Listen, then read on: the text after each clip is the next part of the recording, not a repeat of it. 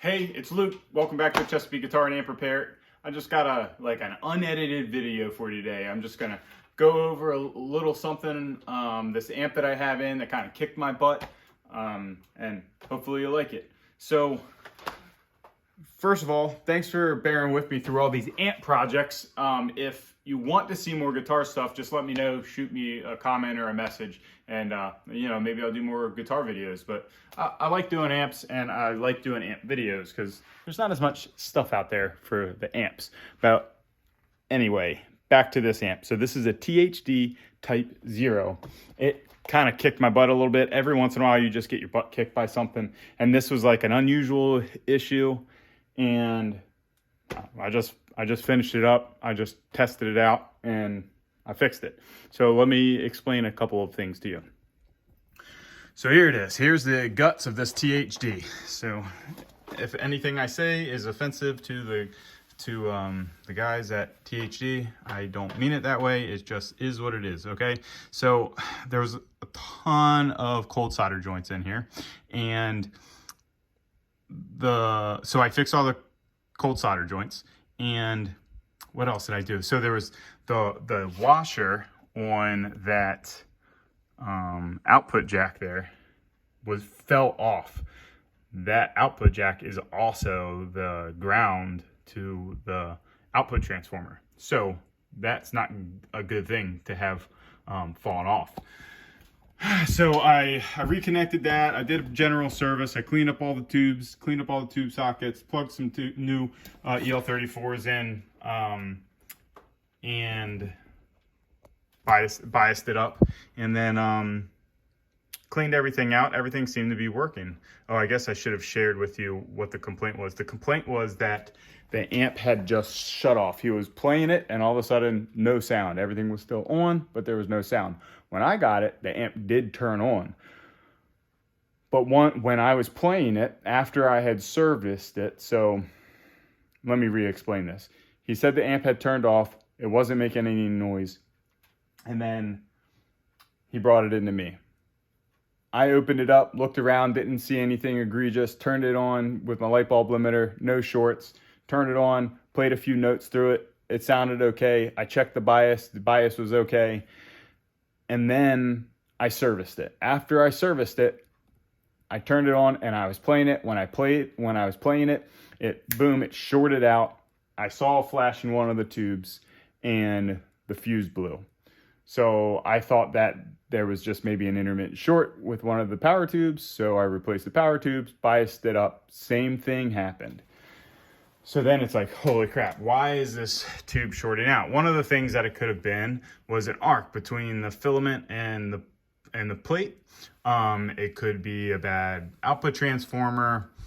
There's just not a lot of things that this flash and the way that this issue happened. There's not a lot of things that it could have been. So I didn't have a schematic. I reached out to THD. They sent me a schematic, which is super awesome. And I have this if anybody wants it. A guy over, Andy at THD, said that I could share it if anybody wanted it. So it's a great schematic. Then I started fixing all the things that I thought just weren't right. Before I started trying to sub in an output transformer, I changed a couple things. So there was this pot in here. So let's look at this pot, a little plastic pot. You know, I don't know anything about this pot, but I don't like the way things were connected to it. All right, a lot of cold solder joints in this amp, and this just didn't jive with me. So I said, let me fix this, because this is the master volume. This is it's called output, but it's just a post-phase inverter master volume that goes right after the phase inverter. Instead of having two 220K resistors, you got two. This is a dual gang 250K pot. So I replaced this with a better one. That's that one right there. I replaced it with that, or at least I think it's better. Like I said, I don't know anything about this pot. I just don't like the way the connections were.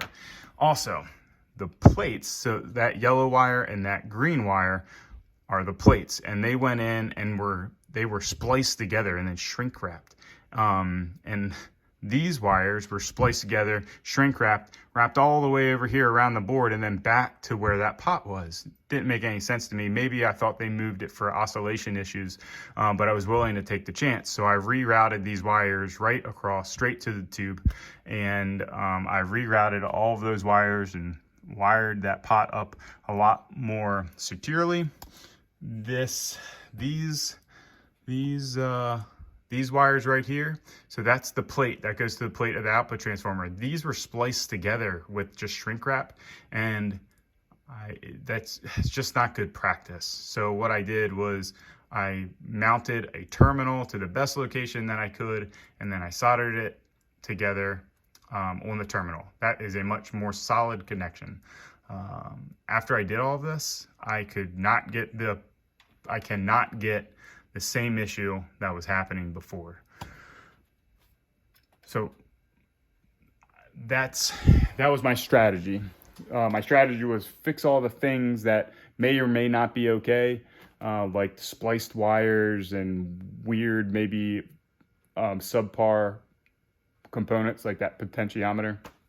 And then if it's still shorted, then I was going to sub in an output transformer, because I thought maybe there was an intermittent short with the output transformer, possibly due to that loose connection on that output jack. Fixing all of these things, fixing the cold solder joints, fixing all the spliced wires seems to have fixed the issue. Now I'll burn it in for probably 2 days and then play it at basically full volume for like a half an hour each. Well, that's a lot of time to try to play an amp. But usually when I do that kind of stuff, I try to incorporate it into my free time. So my free time is playing amps. I will test amps like this. That way I'm not charging the customer 2 hours of play time. So anyway, that's about it, and I'll see you guys next week. Chesapeake Guitar and Amp Repair, and that's Birdie in her ballet outfit, and that's Dilly Dog. So see you guys next week. Thanks for watching the full unedited video, my first full unedited video. Don't worry, next week I'll have an edited video for you. See ya.